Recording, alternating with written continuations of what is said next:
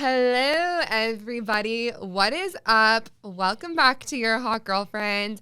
I have not posted a podcast in 2 months, which is very on brand for me. Honestly, I know last time I was like, I'm going to try to be consistent, but probably not.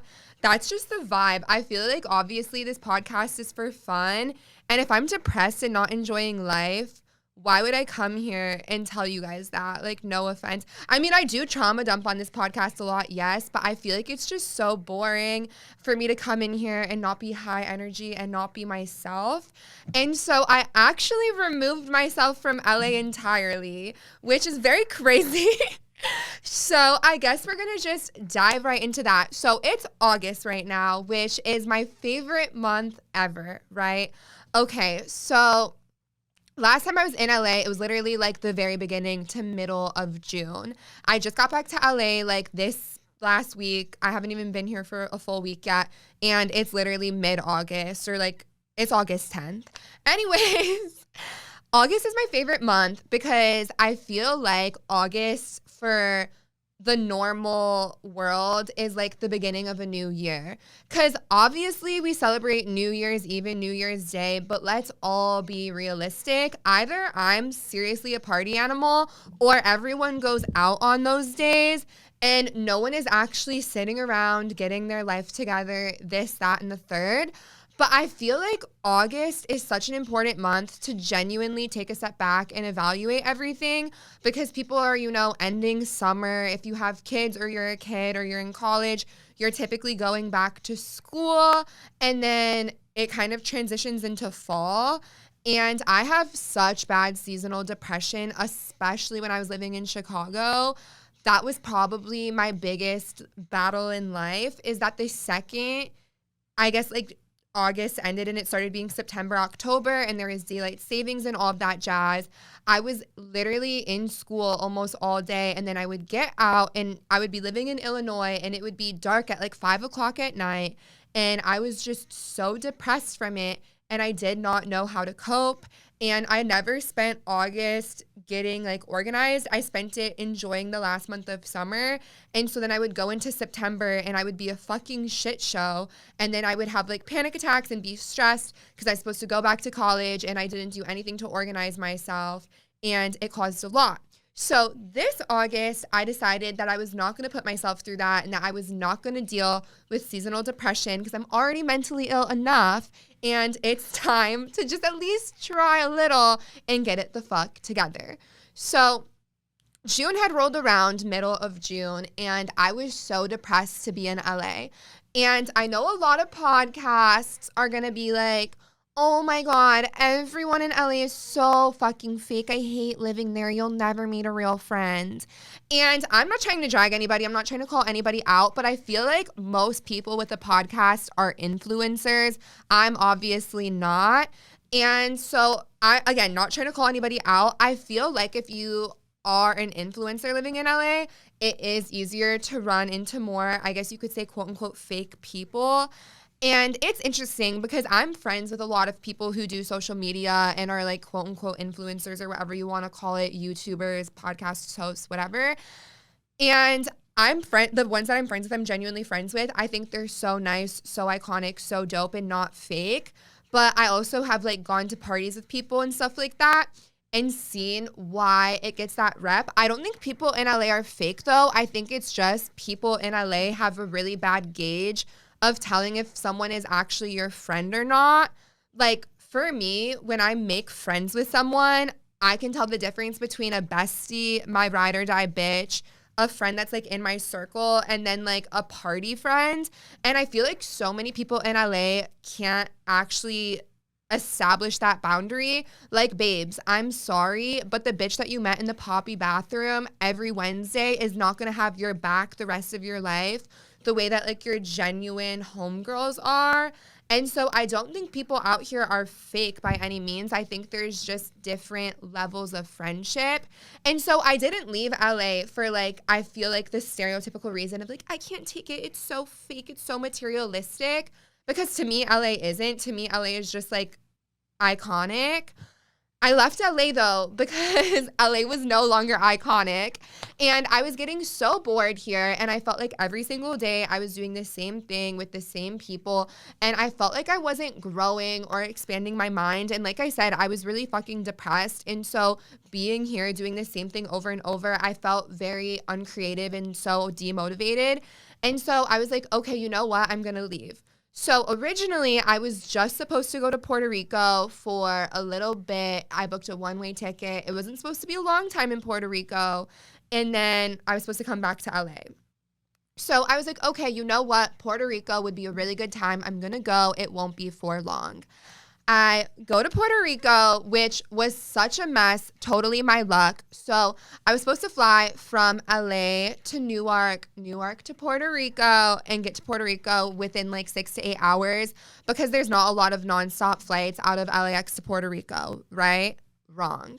So I get to the airport right on time, which is actually crazy for me. The fact that I didn't miss the flight is already insane. I get on the flight. And I'm starting to notice, I'm like, you know, this flight, we should like almost be in New Jersey by now. Like, what the fuck is going on? The pilot makes an announcement and is like, hey, y'all, we've actually been circling in the air for a minute now, and we have to land in Chicago. And they didn't say why. And so I have really bad anxiety. And so I'm like on Twitter right now looking up like everything under the sun because the pilot did not say why this was happening. And I was having a panic attack. I was like, oh my God, is there a terrorist attack? Is the plane running out of gas? Did the pilot fall asleep? Is someone sick? Like, why are we landing in Chicago? They said it so casually. They're like, we're just going to land in Chicago for a bit. Okay, buckle up. Like, put your tray tables up. I was like, what? We get to Chicago, we're sitting on the plane for an hour and a half, and they're like, we're refueling the plane. Nobody's getting off. I was like, okay, I have a layover, so what's the vibe here? They're refueling the plane, and then they're like, you know what? Everybody's getting off. I was like, what the fuck? So we get off the plane in Chicago, and most of the people weren't going to Puerto Rico. They were going straight to New Jersey, but everyone is still losing their mind at O'Hare. They're like, oh my God, when are we going to New Jersey? Can I take a different plane to New York? What's going on? At this point, I was like, there's no way I'm going to get to Puerto Rico tonight. So I'm going to call my mom and go to my mom's house. And then that's that. Because I was so happy at least we landed in Chicago. I'm from there. It really wasn't that deep. So I go to the counter and I tell the lady, I'm like, hey, I was supposed to go to Puerto Rico. I actually missed that flight since we've been in Chicago for so long. And there's no flight going to Puerto Rico tonight. I already checked. Instead of staying the night in New York, is there any way that I could just stay in Chicago and fly from Chicago to Puerto Rico? And she was like, you know, you can, but there's no direct flight from Chicago to Puerto Rico. So tomorrow morning you can come back to the airport at 6 o'clock and fly to Houston and fly from Houston to Puerto Rico. And I was like, honestly, fuck it. I don't care. As long as I get to stay in Chicago, that's cool. Because I did not want to go to New York at all. I had, at the time, a very deep hatred for New York City. And I did not want to be there for a day. I didn't want to be there for 2 hours. I didn't want to go. And so I was like, okay, whatever, fuck it. I like Chicago. I'll stay. So my mom picks me up. We go to a cafe. I get like 4 hours of sleep. I come back to the airport at 6 o'clock in the morning, which is very unlike me. And I fly to Texas, all is well. I fly to Puerto Rico, I land, and I get to the airport, and I'm looking for my suitcase on the little circle thing, and there was no such suitcase. And so I was like, this is interesting, because when I told the flight lady at the desk person, whatever her job's called, that I was going to Puerto Rico, I was like, by the way, I have a checked bag on this plane. Please make sure it gets to Puerto Rico. And I'm not a Karen. I'm not going to explain to the girl at the counter how to do her job. And so I notified her of it, and then I left because that's her job. I'm not going to babysit some girl that works at United. That's like not cool. And if I were her, I'd be like, you dumb bimbo, why the fuck are you telling me your stupid pink suitcase is in there? Get your ass home. And so I didn't want to bother her. I get to Puerto Rico. There's no suitcase. So I tell the lady in Puerto Rico, hey, I can't find my suitcase. And she looks it up and tracks it and is like, your suitcase is in Newark. It's in New Jersey. We're sorry. We forgot to detour it, but I'll call the airport and we'll get you your suitcase by tomorrow. So I was like, okay, that's fine. The only thing is I genuinely fucked up because I don't like carrying things with me as like a carry-on. I'm not a carry-on girl. So I had like a backpack, and in the backpack I had like a little tiny purse from Shein that like maybe held 2 chapsticks in it, and then my MacBook. I had no sandals, no swimsuits, no makeup, and I looked crazy as hell because the flight was supposed to be like an 8-hour thing, and now it had taken like an additional day, and so I literally looked very horrific. And so I was like, oh, no makeup, that's kind of rough. But I was like, it's gonna be here tomorrow, it's not that deep. So I leave the airport, I go to my friend's house, and I was going to Puerto Rico with like my EDC friends who I kind of talk about a lot, and they have a lot of money. And so I was like, hey y'all, I got my suitcase lost. We went to Sephora, we replaced like the makeup, and it wasn't that big of a deal. But in Puerto Rico, girls are really pretty. And like I said, I was in Puerto Rico visiting my friends that are like bougie, I guess you could call it. And so it wasn't like we were like, sun bums in Puerto Rico sitting on the beach. No, we were going to like fancy hotels, fancy dinners, fancy places.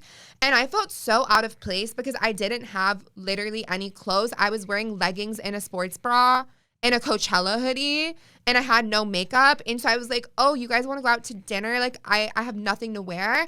And there isn't a lot of like clothes you can buy in Puerto Rico at like the San Juan mall. It's very giving like Macy's grandma. And so I didn't want to wear that either.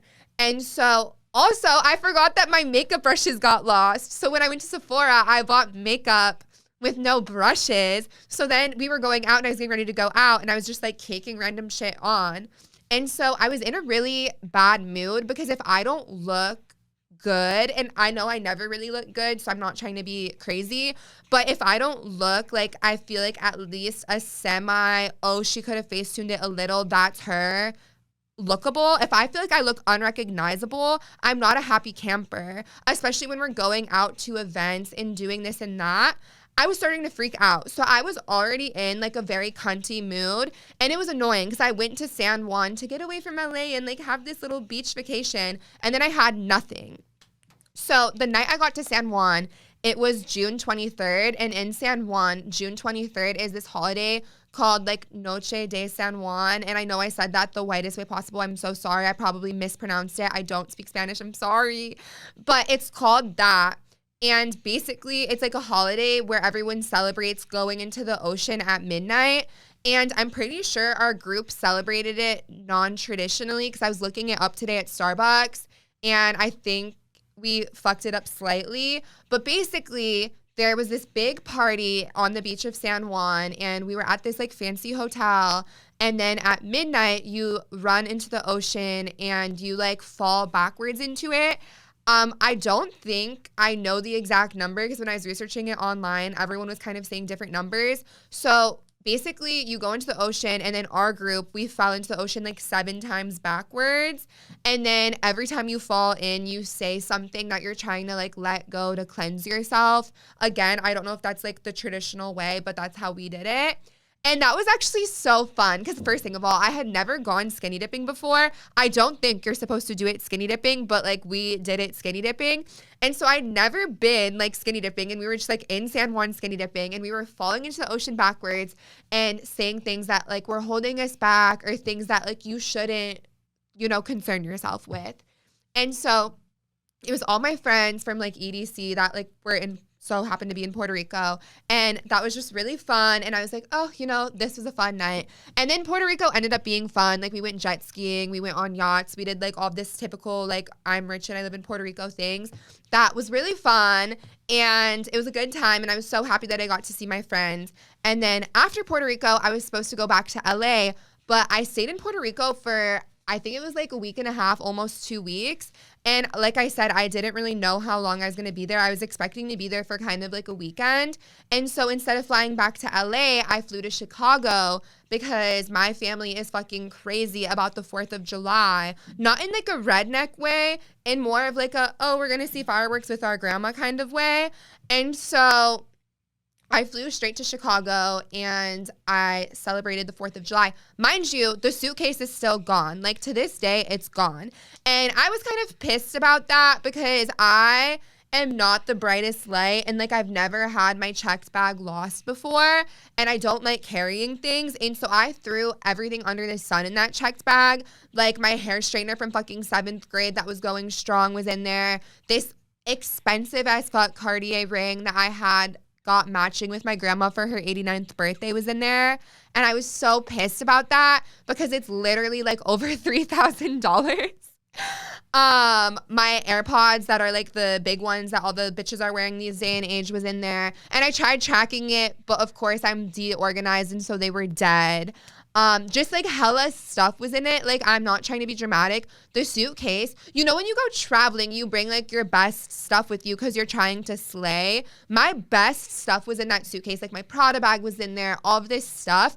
It probably added up to at least $10,000. And then United said that they were going to give me up to $3,000 if I filled out this form that was literally worse than an MLA styled essay, asking for all of these receipts as if I have them. And so it took me literally 12 hours to fill out the form because I had to go looking through like every single email trying to find a receipt for a fucking Cartier ring that I bought like over a year ago, a Prada bag that I bought over a year ago, all of this mess. And then I still haven't received the check. I don't know where the suitcase is. It's just gone with the wind. So LOL to that. But went to Chicago, celebrated the 4th of July. And then after that, I was like, you know, I don't want to go back to LA at all. I just don't like it. And when I was visiting my hometown, I feel like everyone thinks I'm like a very stereotypical LA bitch, which I am in many ways. Like, you know, I love Earth Cafe. I love matcha. I love like all the typical LA shit, but I also love getting away from it. And I love my hometown friends because honestly, if I didn't still have them in my life and be really close to them, I think I would be genuinely off the fucking rails. And obviously I have a lot of close friends in LA that mean a lot to me, but my hometown friends have grown up with me. And so they know everything about my life. They've witnessed it. I don't have to explain anything to them. They know exactly why I'm like this. Like, in LA, I have to be like, you guys, I'm like this because I have anxiety, because I have childhood trauma. And then my hometown friends are like, oh no, bitch, we're aware. Like, you're like this. And I don't have to explain anything. And they humble me a lot, but in like the best way possible. And so I was really enjoying Chicago. And then after Chicago, I was there for like a week and a half, 2 weeks. I flew to New York, which is very off-brand for me times 10 because like I said, up until this New York trip, I fucking hate New York. I used to go to New York from Chicago all the time. I used to go to New York like twice a month before I started going to LA. And every time I went, I hated it, but I would still keep going there for like no reason because I have this issue where I really romanticize my life. And like, I genuinely think I'm like the main character, which I mean, I technically am. Like, it is my life. Like, who would be more main in my life than me? But genuinely, I romanticize like everything from like my skincare routine to like going anywhere. And so even though I hate New York, I would like tell myself before I went that I was going to be like Carrie Bradshaw and be this gossip girl ass bitch. And then I would like get to New York and want to die. And then I would come back to Chicago and then like go back to New York in 2 weeks. It was kind of crazy. But I never enjoyed New York. I never enjoyed anything about it. And I have a lot of friends in New York that I'm still friends with and like hung out with and saw. But even though I'd hang out with them, I still hated New York, if that makes sense. And so in Chicago, I got this crazy idea that I was going to go to New York. I hadn't been to New York since COVID, which is like the longest I've ever been not being in New York. I think I hadn't been there in like 2 or 3 years almost. But I went because my friend Orion, who lives in New York, bullied me into going there. Like, he convinced me that it was going to be this amazing idea and we were going to have so much fun. And so I was like, you know what? It does sound fun. So I went to New York for like a week, almost 2 weeks. It was like a week and some change. And it was the best trip I've been on, like literally all summer, which is so crazy because I was expecting to go there and be miserable, but I still agreed to go because I was like, well, what else am I doing? But I got there and it was so fucking fun. Like, first thing of all, I hadn't been to New York since turning 21, I don't think, because I turned 22 like right before the pandemic and I know I hadn't been there during COVID. And I had a fake ID, obviously, but I was scared to use the fake ID in New York and Vegas, and that was it. I would use it anywhere else, but never New York, never Vegas. Because if they stole my fake ID, I would be devastated, and it was not worth the risk versus reward to me. And so I actually got to go out in New York, which is like so fucking crazy. And I think that might have been my whole problem the entire time. Also, like the guys in New York are so fucking hot. And it was just really fucking fun. Like, we didn't even do anything crazy. We did a lot of like very local based things, which I've never done ever before. Like, I feel like every time I go to New York, I go out with locals, but we do touristy things. This time I literally did such like New Yorker things, and it was so fun. Okay, wait 1 second. I have to take a water break. Sorry, I had to get water. But it was so fucking fun. We literally just ran the street, went out, did nothing. And going to New York also, so I have a lot of friends in New York, and I was seeing them in and off, but I also spent a lot of time in New York by myself. And I don't know if this makes sense, but in LA, I know a lot of people, and in my head, I create this like delusional situation that people, like a random person that literally does not know me, knows me. And I have really bad social anxiety here for no fucking reason. And I struggle to do things alone, which I'm really trying to work on, because it's like it's literally delusional. Like, absolutely no one knows who I am at this random Starbucks. Like, no one is looking at me. But I'll be like, oh my God, everyone's looking at me. They've seen my nudes on Reddit. They think I'm a whore. They're gonna blah, blah, blah, blah, blah. And I create like 1,500 storylines for someone that is not bothering me.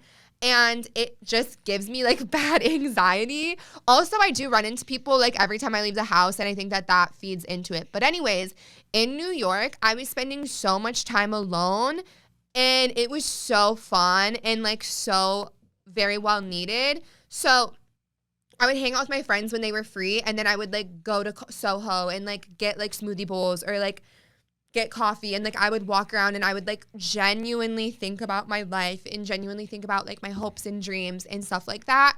And it was like so empowering to do things alone. Like, for example, if LA had a train, I would probably take it since the traffic here is so bad. But on the train, I would like have a panic attack that like someone is gonna like come up to me and make a smart comment. In New York, I was like so happy because I didn't know anyone, if that makes sense. Like, even though I know people in New York, I was just like not paranoid to do anything.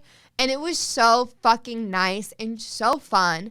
And so I was in New York for a good amount of time, and now I'm like obsessed with it. And like, I'm like, oh, I want to move to New York. And like when I turn 26, because like, I feel like that will be such a good vibe, blah, blah, blah, which we'll see. But now I'm like obsessed with New York. Like, it was so fun, so iconic, and so good. And so that was really fun. And it's crazy because I feel like out of everything I've done since like summer, I feel like I was expecting like Puerto Rico or like other things like that to be the most fun. And I was expecting EDC and New York to be like the most non-fun ones for me. But EDC in New York has been the favorite thing I've done this summer by far. And everything else has been like still fun, but not as fun as I thought it would be. So it's just kind of interesting with that too. But it was really fun. I loved New York. So then after New York, I went back to Chicago again because me and my like hometown friends, so like high school and college friends, go to Lollapalooza every single year. And Lollapalooza was like 2 days after New York. And so why would I fly from like east to west coast to go back to the Midwest? That makes absolutely no sense. So after New York, I flew back to Chicago and I went to Lollapalooza with my friends. And that was just like drama, okay? Because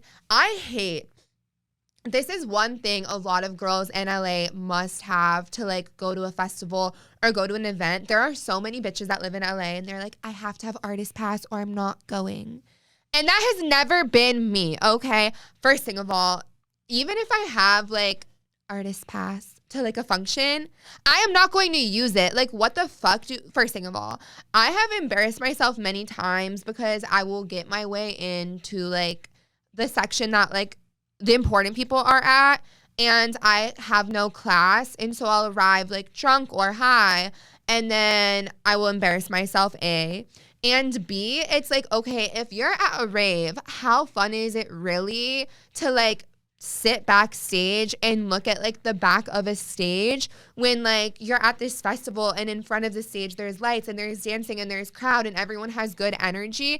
It's just like never been me. So like even if I have an artist pass or VIP, I'll take it because I have a very weak bladder and I want to cut the line instead of waiting like 2 hours to piss in a porta potty. But other than that, I really don't give a fuck.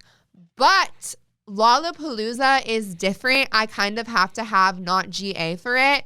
And here's why. So I've been going to Lollapalooza since I was young. It was like the first festival I ever went to.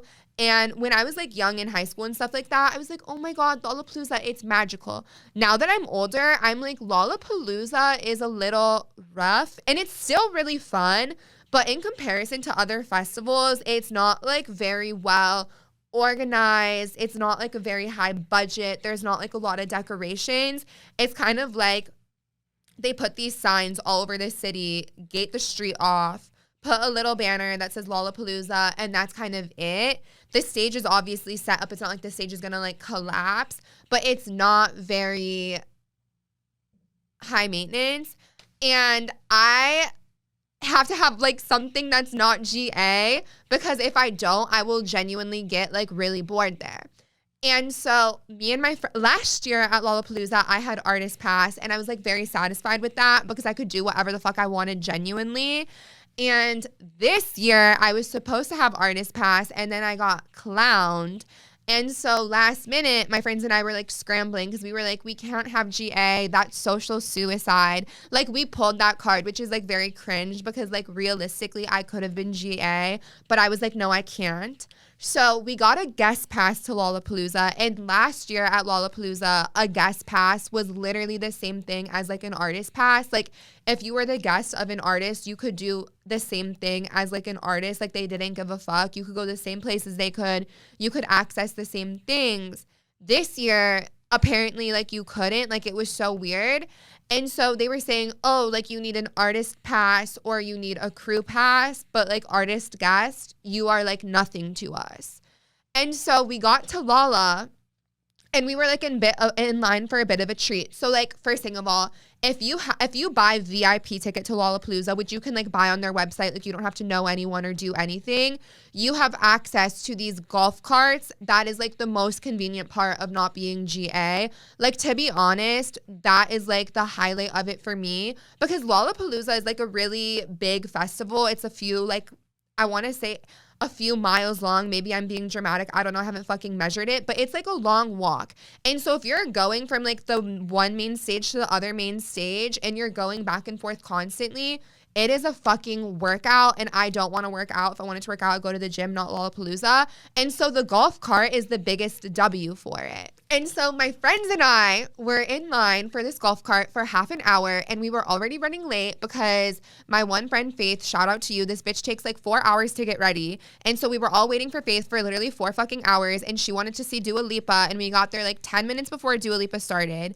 We wait in line for the golf cart for half an hour. Everybody's like, Lolla has already started. The main stage is already going. And we wait in line for the golf cart. We get to the top of it. And it was like the line for like, it just said like the VIP golf cart. And so we were like, oh, we have like artist guests. Like that's like higher up than VIP. Like this is the line for the cart. And we get on the golf cart and the guy's like, let me see your wristband. And we were like, oh, like this is it. And he was like, you can't be in this golf cart. Like get up. And we were like, why? And he was like, this is for VIP only. And we were like, okay, but like this is like higher than VIP. Like you can buy VIP on Craigslist. Like this has to be given to you. He was like, no, you can't ride this golf cart. It's the other line next door. After we had waited in this line, we had to wait in another line. And so we get in the golf cart, we get to the thing. We're like backstage Dua Lipa. And then we were like, this is lame. Like we want to see Dua Lipa. So we go out to the crowd of Dua Lipa. And basically the exit that you take from backstage to the main stage at Lollapalooza puts you at like the very front of like the pit. And so it was very overwhelming because we got there, the show was already starting and people were like, I know you're not expecting Dua Lipa fans to be like moshing and pushing and hitting. They were like still a pretty crazy crowd and we were just pushed to the front out of nowhere. And we're there for like 2 minutes. And then this guy starts screaming, like being like, what the fuck? And we look, and this guy is screaming because these 2 girls had like tried to steal his girlfriend's phone, but he saw it. Like he saw them, her phone was in her back pocket, and the 2 other girls that were stealing phones went to take her phone, but he saw it. And so he was like, what the fuck? And starts like screaming at the 2 girls that are stealing phones. And like, we had looked, and like you could tell they were stealing phones. And he was like, you took my girlfriend's phone, like her phone's missing. Like I saw you take it out of her pocket, give it back right now. And the 2 girls were like, no, what do you mean? This is my phone. And he was like, no, it's not. I'm going to call the fucking police, blah, blah, blah. Like I'm calling security. And you know, at festivals, how the front of the pit, there's already like security. And so they had already seen it because they're like monitoring who's leaving the front and the back of the stage, as well as like, I guess the pit, to make sure people aren't like shoved against the bar. And so he starts screaming to them, and it was like this big thing. And the girl opened her backpack, and she had like 15 cell phones in there. And she was like, these are all mine, or like, these are my friend group's phones. Like I'm the designated babysitter. Like I'm holding all my friends' phones. But the guy literally saw her take that random girl's phone. And so it was like such drama. After that instance occurred, people started to realize that like you could get a lot with at this stage, and that instance drawed like a lot of attention to this little gate. And so then people started being like, oh, I'm going to try to run through the gate to get like backstage, because backstage is where like the golf carts are. There's like an open bar, whatever. And so this guy who was like fucked up on something, I don't know if he was like either really drunk or genuinely on drugs, tries to like jump over this like guard with the gate at Lollapalooza. And the guard, I don't even know if they're supposed to do this because it was crazy. He like literally shoved him and was like, don't fucking try me. And then the guy like flung into us, like face, shoulder literally got like banged up. It was so crazy. And we were like, okay, we've had enough of this crowd. We're going to just go backstage for Dua Lipa, like love her. But like phones are being stolen. People are being pushed. We don't want to like be here. Like, Marty, I'm scared. And so we try to get back through the thing. And then the guy at the gate was like, you can't get back here. And we were like, we were literally just back here. Like we literally left to come here and like, we're scared. Like let us back in. He was like, no, you can only come back here if you have a crew or artist pass. And we were like, we have artist guests, like let us in. He was like, no, the artist guest lounge is all the way over there. Go there. And so we were like, what the fuck? Every Lollapalooza, this artist guest pass has been like the same. Like, why are you treating us like peons? Like, we were so frustrated. And literally the security guard was being so crazy. Like as we were leaving, Cole Bennett was like coming in. And for those of you that don't know Cole Bennett, he's like the curator or he invented Lyrical Lemonade. And in Chicago, he's like legitimately like treated like a god. Like everybody loves Cole Bennett. Everybody loves Lyrical Lemonade. And they were like not letting Cole Bennett in at first. And then some random person in GA was like, oh my God, Cole Bennett. And then everyone started like kind of freaking out over Cole Bennett. And then they were like, oh shit, like this Cole Bennett boy is going to cause like a literal riot at Dua Lipa, so we're going to let him in. And then they like let him in. But the security at Lollapalooza this year was just being so weird, and it was making us miserable. But luckily, like we didn't really give a fuck about anyone there except Sunday, because Sunday was Dominic Fike. And me and my bitches love Dominic Fike. And we had literally pretty much gone to Lollapalooza to only see Dominic Fike. Everything else was just like, oh, fun and games, get out the house, enjoy. Dominic Fike was like the one guy we were like, we have to see. So Dominic Fike was playing at this stage called Discord stage, right? Y'all bitches know Discord, Twitch, whatever. And that stage used to never be called Discord stage. It was called something else. And the stages at Lollapalooza are named after the Lollapalooza sponsor. And so Discord had paid a lot of money to like own that stage, I guess, or sponsor it. And so they had this thing that was new this year called the Discord Lounge, where if you use Discord, you could sign up for this thing and you could go to the side stage and sit at this Discord Lounge that had like free food and free drinks and whatever. And me and my friends don't use Twitch and we don't use Discord. We didn't even know the stage was called Discord stage until the day we checked the schedule. And so we were like, okay, whatever, artist guest, we're going to go see Dominic Fike. What a treat this will be. So we get to the stage and they're like, we show them our band and they're like, oh, like, do you have the Discord lounge wristband? And we were like, no, we don't. We're artist guest. They were like, oh, okay, we don't give a fuck. Sure. So they let us in and we're like chilling there, and we're chilling there like literally all day because the Discord lounge for some reason was like slaying harder than the artist lounge. Like the artist lounge literally had like no air conditioning. It was just like a tent with an open bar. And like if you really fought someone, maybe you could charge your phone there. And then like it had like the bathrooms that are like nice. But other than that, the artist lounge was like nothing iconic. The Discord lounge had like free food, free drinks, air conditioning, phone chargers everywhere, Wi-Fi. It was like so crazy. It was like better than anything there. And we didn't even know about it because we didn't know anything about this stage. We were just like running around lollygagging all day. And so we're sitting at this lounge all day, and Dominic Fike came on at like, I think it was 8, let's just say 8:30. He was like later on in the day. And so we're sitting there all day. We're like sitting by the trailers for the Discord lounge. We're taking Instagram photos. We're doing this and that. Everyone there knew we didn't have the stupid fucking Discord wristband. We had the guest band, and that was it. And so we're sitting back there, and it's like 10 minutes before Dominic Fike comes on. And basically, like, once the artist is about to go on, that's when they start telling people, like, yo, if you would like to go stand on the side of the stage to, like, watch the performance, you can. And the main stages and stuff like that, they don't have that resource because it's, like, too much going on. But the Discord stage is, like, a smaller stage for, like, smaller artists, even though I feel like Dominic Fike is pretty big. And so you can stand on the side of it. And so people are starting to walk up to the side of the stage, and this crazy-ass blonde lady comes running up to everyone and is like, let me see your wristbands, let me see your wristbands. And so we show her our wristbands because, like we said, we had artist guests. Like, it's not that deep. It doesn't matter. And then she was like, who let you back here? You need to have a Discord wristband. And mind you, they are giving these Discord wristbands to people who, like, win a contest on Discord through a Discord group chat, not through like anything else.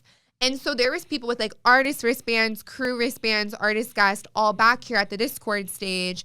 And they were like, none of you guys can be here. And we were like, what? They literally kicked out like Willow Smith. Like, they were kicking out people that were playing Lollapalooza, people that were like huge rappers. Like, there's this one rapper, I don't know his name, but he's so fucking big. And like, I recognize him, but I don't know his name. They kicked him out. They kicked Willow Smith out. They kicked literally everyone out except for like Dominic Fike's manager because they didn't have a Discord wristband. And so everyone that had Artist Pass, Artist Guest crew had to leave. And then everyone that had like a Discord wristband they won on Twitch could stay. But I was so annoyed because we had been there all day and it hadn't been a problem. And we only wanted to see Dominic Fike. And so we were like, okay, we could have waited, like, we could have dicked around all day and then waited at the pit and gone like a semi-good spot. Like, what is this about? Like, we were so annoyed. And so we get to the front of the thing and we're like looking around to scheme. And literally then my friend just like ran into her ex-boyfriend and had a panic attack. Like, that's why we can't be GA. Like, this bitch was literally shaking, crying. Like, it was drama. And then that was really like it. Like, we saw Dominic Fike, I guess. But we kind of Uno reversed them a bit because so once you wait for the golf cart, you wait for the golf cart backstage. And we were waiting for the golf cart for a really long time because our 2 other friends got lost at fucking Charlie XCX. And so we were waiting for them at this fucking golf cart pickup for a while.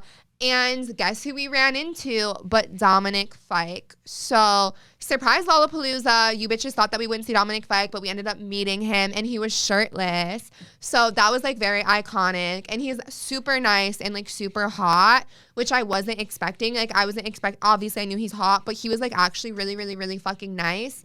And so we met Dominic Fike backstage and that was fun. And that's like so dumb too. Like, you'll let us backstage during like the day, but not when someone's performing. Like, it just made no sense. But that was Lollapalooza. It was like a very interesting experience, honestly. Like, I'm debating if I want to go again next year because it was just so chaotic. And like I said, all of the phones being stolen, all of the pushing, it was really not my vibe. And so I went to Lollapalooza. I came back to LA. I feel like I'm definitely in like a way better mental place. I think I just needed to like enjoy summer. And for me, sitting in LA is not enjoying summer. Like I like to travel, I like to go out, I like to see new places and new things. And so I think that for me, I just genuinely really needed that. And so after Lollapalooza, I came back to LA and I moved, which was like the final, I guess, like nail on the coffin of like my clean start, because my old apartment, I literally hated it. Like I just hated our neighbors. I hated the parking situation. And I thought that it had like a very Vecna like energy. Like it was just dark energy. Like I think it needed a lot of sage, genuinely. Like I think a negative spirit was in the apartment and I just didn't like it. And so we broke our lease, which like, LOL, I'm sorry. And now we live in a new apartment, which is like so iconic and so pretty. And all the neighbors are so nice. And I'm like so much happier there already. And so that's good, right? And so that's just basically where I've been and what's been up. And yeah, when I was in New York, I filmed a podcast too. So I have to edit that. But I'm just like focusing on like myself, I guess. And I think that like when you're in LA and like you're doing the same thing over and over, it's like you get kind of, I was getting bored. And so then I would create like a lot of situations that were causing me anxiety. I was like hyper focusing on things that genuinely didn't matter. And so now that I'm like back here, it's like I give a lot less of a fuck than I did before because I'm not so bored. And I like got all of that like energy out of my system, if that makes sense. And so now I'm back and better than ever, baby. And so that's really that. That's where I've been. That's what's going on. And yeah, also subscribe. All of you bitches that are watching and not subscribing, like I get it. You're watching it off Apple TV. You're too lazy to sign in. Do it on your fucking phone because I can't monetize anything until I get a certain number of subscribers and y'all are selfish for not subscribing. A. B. That's really it. Subscribe, like, buy my OnlyFans. And I'll see y'all whenever the fuck I decide because I'm not going to lie. Like, I'm very unorganized. Bye.